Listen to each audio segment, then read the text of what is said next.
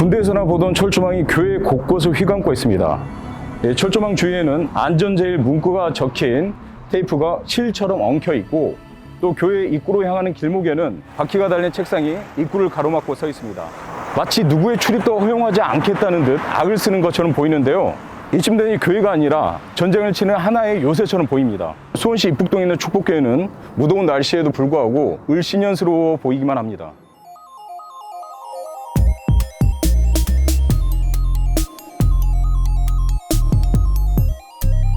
원래 축복교회는 수천 명이 출석하던 대형교회였습니다. 서울, 서초구와 강남구에는 지교회도 있습니다. 문화예술선교회 앞정선 교회에는 유명 연예인들이 다니기도 했는데요. 하지만 재정난을 겪던 2015년 7월 주요 교단이 이단으로 규정한 하나님의 교회 예배당을 매각했고, 이후 지난한 소송 싸움을 이어오고 있습니다. 축복교회 건물은 지하 2층, 지상 4층으로 되어 있는데요. 하나님의 교회는 81억 원의 매매 계약을 체결했습니다. 계약은 순조롭게 진행됐지만 이후부터가 문제였습니다.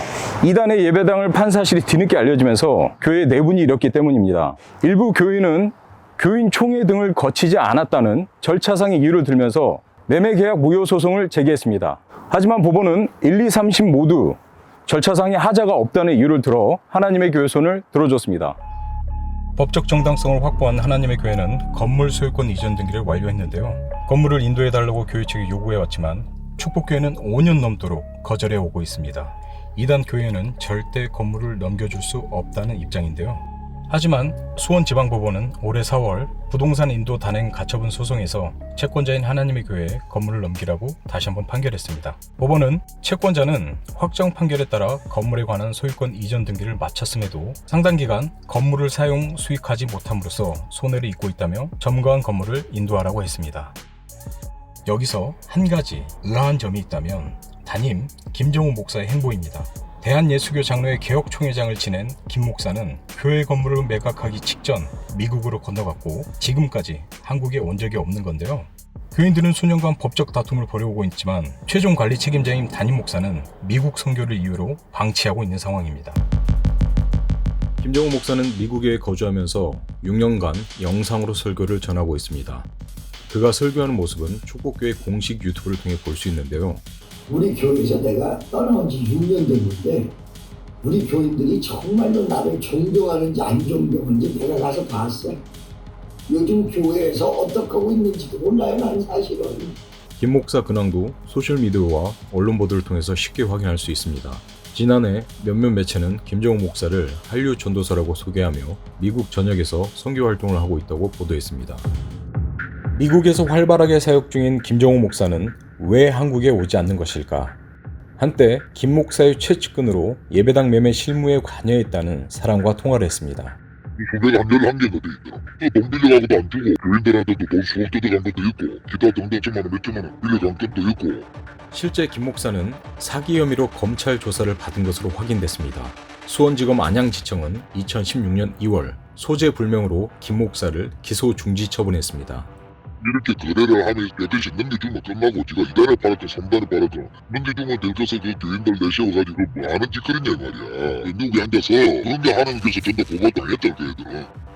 김정우 목사가 법적인 문제에 걸려 있어서 못 들어온다는 주장도 있습니다. 축복교회 한 탈퇴자는 목사님이 금전적인 문제로 송사가 얽혀 있다고 들었다. 그게 아니라면 몇 년째 안 들어올 이유가 없다. 가까운 사람들 빼놓고는 잘 모르는 이야기라고 말했습니다. 아예 한국에 한 번도 못 들어오신 거죠? 2016년부터. 그렇죠. 그때는 안 들어온 걸로 내가 알고 있어요. 전혀. 정확한 이유는 모르시고요. 예. 직접적인 관련 있는 사람들만 통화하고 뭐 의논하고 뭐 하는 부분이라 저는 잘 모릅니다. 축복교회는 현재 김정우 목사를 지지하는 교인과 목회자만 남아있는 상태입니다. 하나님의 교회와 소송 중인 이들은 격앙된 반응을 보였는데요. 7월 25일 일요일 교회 앞에서 마주한 협동 목사와 교인 3명은 취재 거부 의사를 밝히면서 촬영물을 모두 삭제하라고 요구했습니다.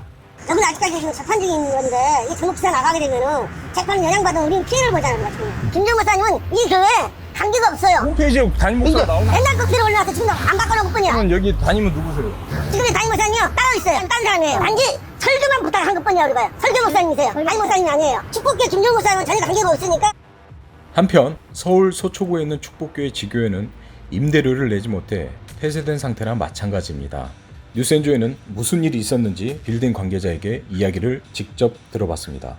2년 넘게 지금 임대료가 연체됐거든요. 보증금을 초과된 금액이 한 4억 가까이 되죠. 영도소송에서 저희가 이겼거든요. 그럼 비워줘야 되잖아요. 그렇죠. 안 비워줘요, 얘네들은요. 1심 판결에서 단전단수가 정당하다라고 판결이 나가지고 지금은 저희가 단전단수 시켜가지고 예배는 못하고 있어요. 요번에 무슨 방법을 써서라도 어떤 하나님의 역사 속에서 우리가 기도를 하더라도 압구정, 그 다음에 양재, 수원을 유지해야 된다. 할렐루야. 어떤 방법을 써서라도 수원, 그 다음에 강남, 그 다음에 압구정을 유지해야 된다. 이걸 확실히 알았어요. 그래서 여러분, 요번에 반드시 이 세계 이상의 위대한 역사가 일어나게 되어질 줄로 믿습니다.